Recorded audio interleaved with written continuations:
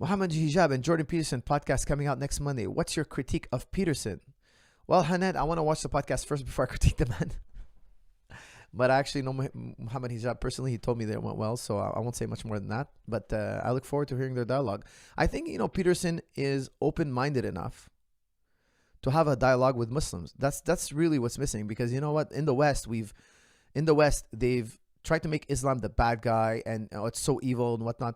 Guys, 200 years ago, the West was very, very Christian. What is the difference between Christianity and Islam? If you think it's very, very different, their history is very, very different. I would like to challenge you on that. We have the same tradition.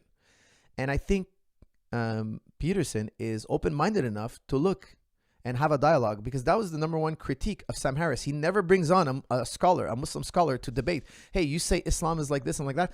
Read the Quran. Tell us where does it say that? Why are you interpreting it like that? Because, if you guys don't know, Sam Harris, he said, I heard this with my own ears, guys. He goes, look, Taliban, that's Islam. If you're not like Taliban, you're not really a Muslim. You're like a watered-down fake Muslim. No. The Taliban is not what Islam is about, okay? 99% of the scholars, 99.9999, every single 99% of Muslims out there in the world would completely disagree with Taliban and Al-Qaeda and all that. This is like a fringe, extreme. It's such an insult. It's like saying, oh, the KKK, that's real Christianity. It's like, what an absurd, moronic, unscholarly position. No scholar ever held such a position or ever will hold such a position. They're a fringe group. Like, what an insult. So then when you challenge him, and believe me, he's been challenged, he refuses to dialogue, and he refuses. Why? Because he makes millions of dollars selling books, and naive people who want to hear that kind of stuff, they jump on the bandwagon. Do you think that Tommy what's his name, that guy? Tommy... I don't know, I forget his name. Do you think he supposedly wrote a book, a ridiculous, absurd book, nonsense?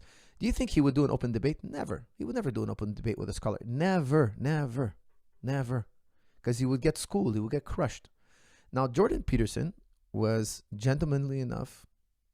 He was gentleman enough to have the dialogue. And I think that we can bridge a gap and kind of come to a common understanding, because in the future, the way Sam Harris is, the Sam Harris type group, they ostracize Muslims, they're going to be seen as Nazis in the future. I guarantee you this. The way that the Nazi regime tried to spin that Judaism was evil, and Judaism was this and that, and Jews are the same thing. Now today, if you say such a thing, you sound like a bigot, which you should be treated like as a bigot. You should be considered a bigot.